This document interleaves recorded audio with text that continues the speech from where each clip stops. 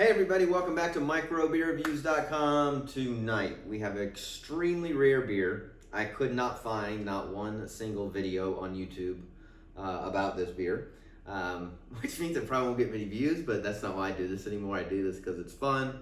I try to bring you guys very unique beers, some that are small batch, some that are only available in certain states, etc. So I'm not here for the masses, but I am here for those of you, if you're watching this and you Google this, who like to experience very unique, like I said, beers from different parts of the East Coast.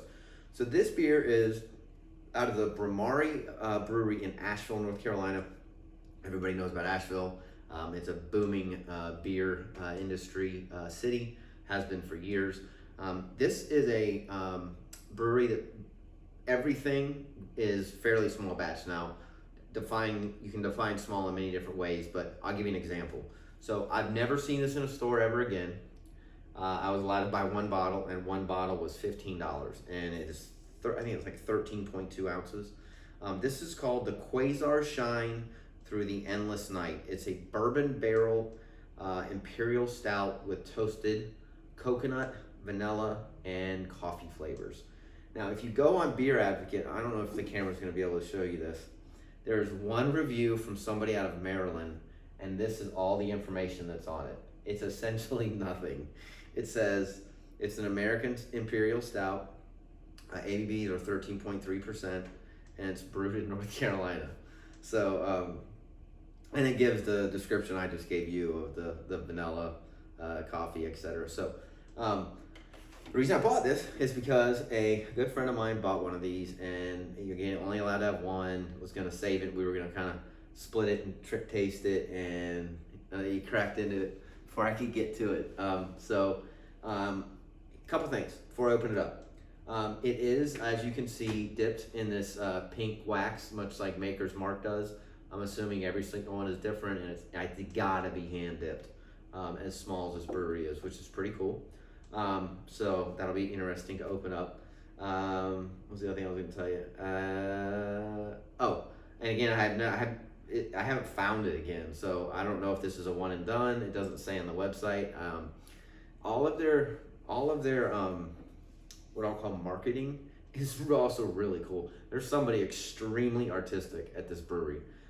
They do can. I saw some cans of stuff doing some Google and YouTube searching before the video, and there's some really cool stuff. This is basically like a space ape with, I think these are like crystals coming out.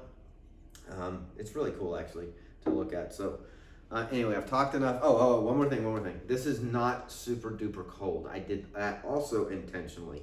So I love 1050, which is also out of Asheville, Oscar Blues, and I don't like 1050 really, really cold. I think the malts and the coffees and a lot of the flavor profile comes out a lot better. So if I were to guess, I'd say this is about 50 degrees, maybe even 52. It's chilly, but it's not cold at all. So might be making a mistake on that one. See if I can get this open. Nice hiss. Came off really easily, actually.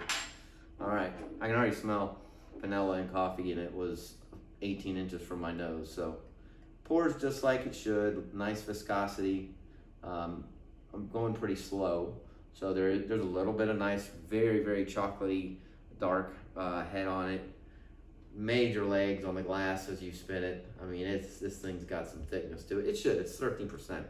I'm probably not going to drink this whole bottle. I might, but probably won't.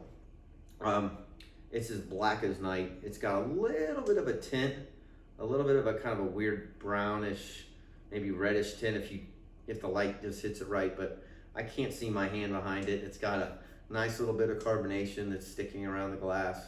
It's really pretty. I mean, the head is a really neat color. Holy camole. This is a banging aroma. Tons of vanilla. It's very vanilla beanish though. It's very fresh. It's not like it's not like imitation vanilla. Lots of mild coffee. The coffee isn't super bitter. It's more on the sweet side, so definitely some chocolate. Man, that smells delicious. This is one of the best smelling nice mixtures between those three aromas. A little bit of malt, of course, and it's got a little bit of maybe a tad of a dark raisinish, plumish, but very, very, very little. God, it smells good. Holy cow. All right, I'm ready for this. Cheers.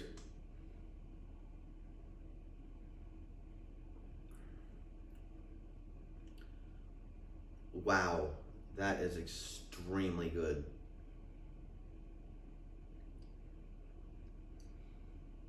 Wow, it almost has a little bit of a like a cherry-ish aftertaste as well on your palate. It's super silky, smooth as silk going down from the front to the back of the palate. It's got a it swallows thinner than it looks, which I actually like. It's not super duper thick and chewy. It's just super oh man, that's good. It kind of hangs around your mouth too. Definitely the vanilla is really good. And whatever vanilla they used, it's awesome. It just tastes very high quality. The coffee is perfect.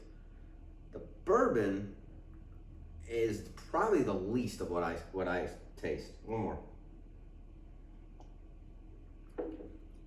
Yeah, it's there, but for being labeled bourbon, I'm not disappointed at all, because the blend of the chocolate and vanilla and the coffee, I think, are killer trio.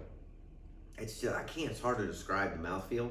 It's one of the coolest mouthfeels. It doesn't burn. There's zero booziness to this 13.3%. It's just got a delicious flavor. And the after flavor sticks with you, and it's got this. It's gonna sound like I'm downgrading it because it tastes like candy, but it's just got this really unique sweetness to it that I think has a lot to do with that vanilla kind of blending together. The aftertaste is as good as the taste of the beer. It's phenomenal. I would like it a little bit colder. I would say that. I'm gonna chill it some more before I drink any more of it. I probably would, if I'm gonna be real picky, I'd say about 45-ish.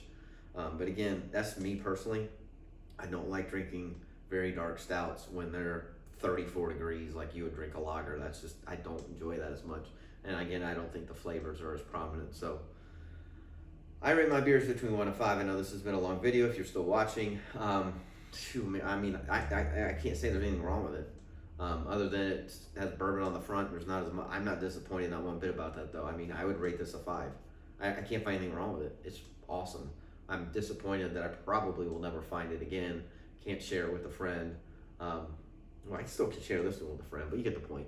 You know, I kind of have one of these as reserve in the backup of the specialty beer fridge and pop one out twice a year. This is really, really good. If you can find this, buy it. It is worth the $15. It is phenomenal. I can't say enough about it if you can't tell.